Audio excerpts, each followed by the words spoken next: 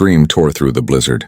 So thin and strangled it almost vanished in the wind, but it was enough to make her claw at the snow as the men's boots thudded away. The rope around her wrists burned as she writhed, half buried in the white oblivion they had thrown her into.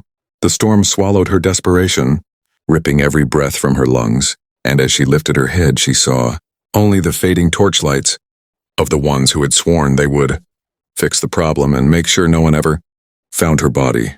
Her pulse hammered as she fought to move, but her legs were already numb, her fingers stiff slabs of ice, and her mind flickered between terror and disbelief that the people she had known her whole life, her grandmother's friends, her neighbors, the ones who smiled at her in the morning, had dragged her out past the northern ridge and left her to die. Snow lashed her face like knives, each gust slicing deeper, until she curled in on herself, shuddering, waiting for the cold to claim her before the wolves did. She had no idea that a man, one the town whispered about, one whose grief they mocked, was trudging through the storm at that very moment, drawn by a sound he couldn't explain, a sound that would bind their fates and force the entire town to face the consequences of what they had done. He almost didn't see her. The storm spun fiercely, reducing the world to a frantic swirl of white, and he was focused only on reaching his cabin before dark, swallowed the last bit of sanity left in him. But then he heard it again, a broken cry, faint but unmistakably human, and his boot stopped dead in the snow.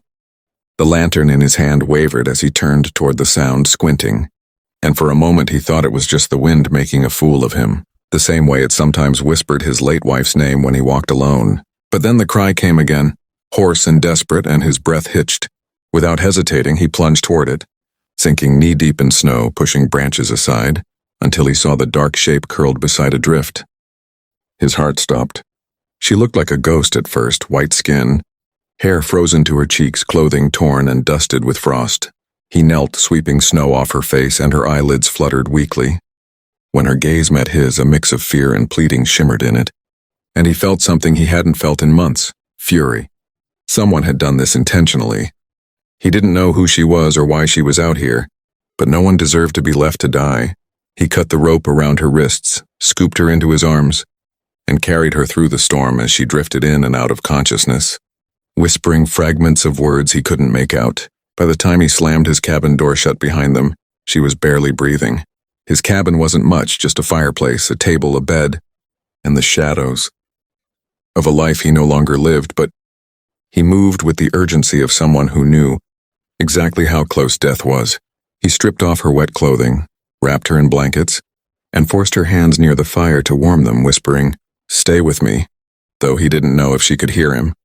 The storm outside roared like a beast, rattling the windows, but inside he fought a quieter battle, keeping her alive long enough to ask who had tried to kill her. Hours passed before she stirred. Her voice cracked as she whispered, "They think I know something I shouldn't. They said no one would believe me." He leaned closer. "Who?" She blinked slowly, fear lodging itself deeper into her expression. "The council. The sheriff. The ones who run everything." He froze. He knew those names. He'd lived in this town long enough to know just how far their influence stretched, how many secrets they buried beneath their polite smiles. His jaw tightened as realization crept in. The storm hadn't been her worst enemy. The town itself had tried to erase her. He didn't sleep. He stayed by her side, tending to her fever, listening to her breath hitch with every remembrance of what they'd done. When morning finally came, the blizzard had softened into a whispering snowfall, and she blinked awake fully for the first time. Her gaze swept around the cabin, lingering on his tools, the photographs on the mantel, the curtains his wife once made. "Why did you help me?" she asked, voice trembling. He hesitated before answering. "Because someone once needed help and no one came. I won't let that happen again." Her eyes widened as she understood. The widower whose wife had died 2 winters ago, the one the town blamed for not getting her to the doctor fast enough. They whispered that grief had made him unpredictable, that he spent too much time alone in the woods, that he was a man who should have moved away instead of staying. But they didn't know him, not the way his wife had, not the way anyone who looked past the rumors could. She swallowed, realizing the weight of what he had done. If the council found out he'd saved her, he wouldn't just be threatened, he'd be destroyed.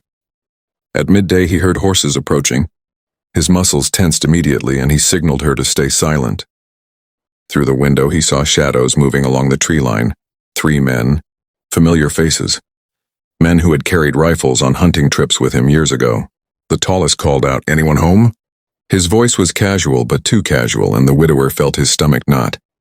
They were searching for her. He stepped outside, shutting the door behind him, facing them with a stoic expression. "What do you want?" he asked. The men exchanged glances before the tall one said, "Storm dragged someone off the road last night. A girl from town. We're checking to see if anyone found her." He lied smoothly, like someone who had practiced deceit his whole life. The widower kept his gaze steady. "Didn't see anyone." The men nodded slowly, but the way their eyes lingered on his footprints made it clear they didn't believe him. Finally, they rode off, but not far. He saw them stop at the ridge, whispering among themselves, scanning the woods. He returned inside with his pulse racing. "They know," he muttered. "They'll come back." She sat up, clinging to the blanket. "I should leave.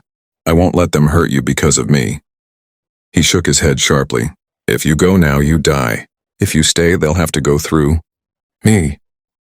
She stared at him as though trying to understand why a man who had lost everything would put himself between her and a town powerful enough to crush them both.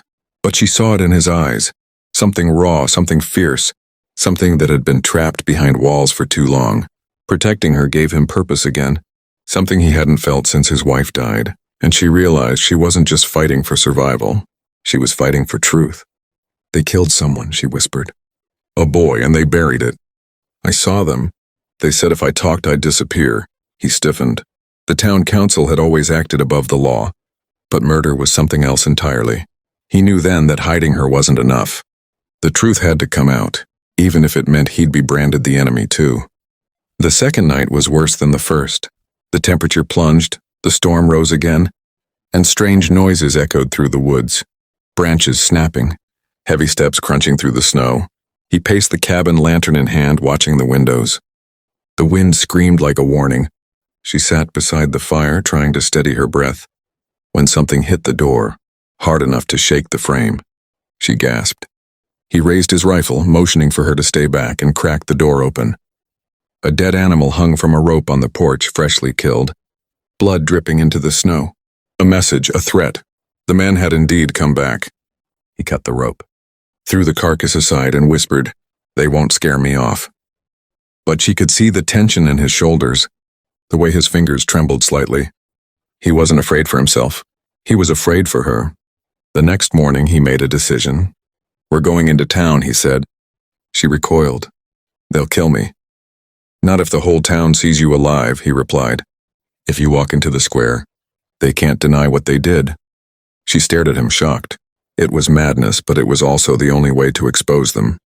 They waited until midday, when the storm calmed, and bundled her in his wife's old coat. As they stepped outside, she clutched his arm, her legs still unsteady from the cold. He helped her onto the horse, mounted behind her, and rode toward the town that had tried to bury her. Every hoofbeat felt like a countdown. As they approached the outskirts, people paused in the street, staring. Whispers spread like wildfire. The widower kept his chin high, rode straight into the square, and stopped in front of the council building.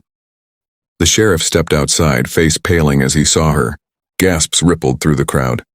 Someone whispered, "She's alive." She slid off the horse, shaky but determined, and shouted, "They left me to die."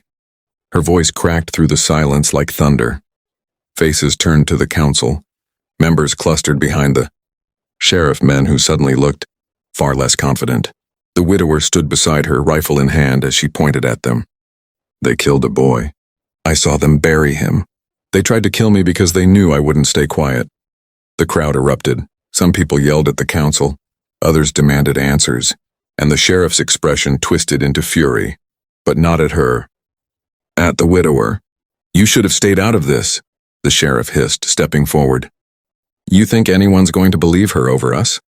The widower stepped in front of her, unflinching. "They already do." The sheriff lunged for his weapon. But before he could raise it, townsfolk surged forward, blocking him. Decades of fear, silence, and suppressed truth boiled over. The council's control shattered. In the chaos that followed, she felt dizzy, overwhelmed by the noise, the accusations, the confessions erupting in every direction. But through it all, the widower held on to her, guiding her through the crowd. As the council members were dragged away and the sheriff was disarmed, when the dust settled, she turned to the widower, tears streaking her face. "You saved my life." He shook his head gently. "You saved your own. I just stood with you."